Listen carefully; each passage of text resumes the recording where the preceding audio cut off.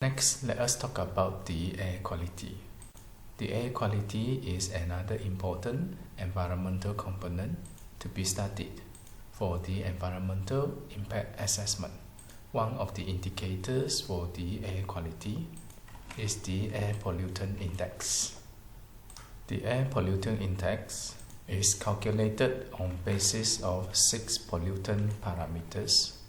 This includes the sulfur dioxide, particulate matters less than 10 micron, particulate matters less than 2.5 micron, ozone, nitrogen dioxide, and also carbon monoxide. The calculations of the air pollutant index is on the basis of each parameters that is taken at different range of period. This range of period is based on different exposure periods that are acceptable to humans. These are the periods for different parameters of the pollutant. We are talking about the average concentrations of each pollutant over the given period that is then standardized using a specific mathematical formulas, converting it into certain value which is known as the sub-index. Each of the pollutants will have their own sub-index. Now, the highest relative sub-index will be taken as the air pollutant index reading. To make it simple, you may refer to this figure. We have 6 pollutant parameters. Among them, particle matters smaller than 2.5 micron is newly added in 2017.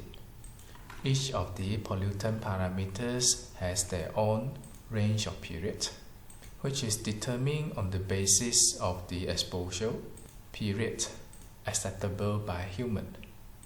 Sulfur dioxide and nitrogen dioxide 1 hour, carbon monoxide, ozone 8 hours, particulate matters 24 hours. Based on the average concentrations over the period, the concentrations are put into some mathematical formula producing the sub-index for different pollutant parameters. The biggest sub-index is identified, and then the air pollutant index shall be taken as the largest sub-index out of all the pollutant parameters. Based on the calculated air pollutant index, the air qualities are classified. API 0 to 50 represent good air quality. API more than 51 to 100 are considered moderate. Exceeding 100 API, it will be unhealthy. 201 to 300 is very unhealthy. More than 300 is hazardous. And more than 500, it is an emergency. The health effects and the health advice are given with respect to different classes of the air pollutant index. Based on the advice here, when API is less than 100, there is no restrictions for outdoor activities to the public. For air quality index exceeding 101, limited outdoor activities for the high-risk people, and the public are advised to reduce the extreme outdoor activities.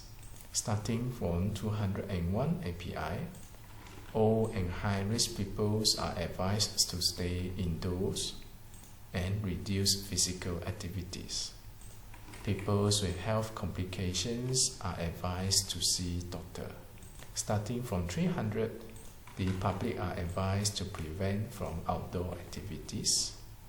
And then exceeding 500, the public are advised to follow orders from the National Security Council and always follow the announcement in the mass media. Now, if you wish to get the API index, you can get it from the official website for API index of Malaysia. Currently, there are 68 stations monitoring the API, which can give you real-time data. Next, let us talk about the ambient air quality standard of Malaysia. We have a new ambient air quality standard, which was established, representing the all Malaysian ambient air quality guideline that has been released in 1989. Instead of 5 existing air pollutants, now the new standard adopted 6 air pollutants criteria. The existing criteria include particulate matters with the size of less than 10 micron, sulfur dioxide, nitrogen dioxide, ground level ozone, and carbon monoxide. There is one more added criteria, which is the particulate matters with the size of less than 2.5 micron. Now we are referring to the concentrations of these substances in the air in the unit of microgram per meter cube.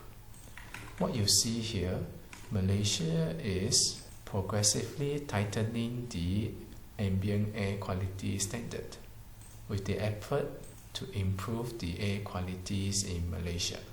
This is in line with the planning of the WHO. You can take this as the stage 1, stage 2, and stage 3. Stage 1 in 2015, stage 2 2018. We are now in the stage 3. We are now progressively tightening the air quality standards, where the allowable concentrations has been progressively reduced. To have the ambient air quality meeting the standard, now we are referring to this.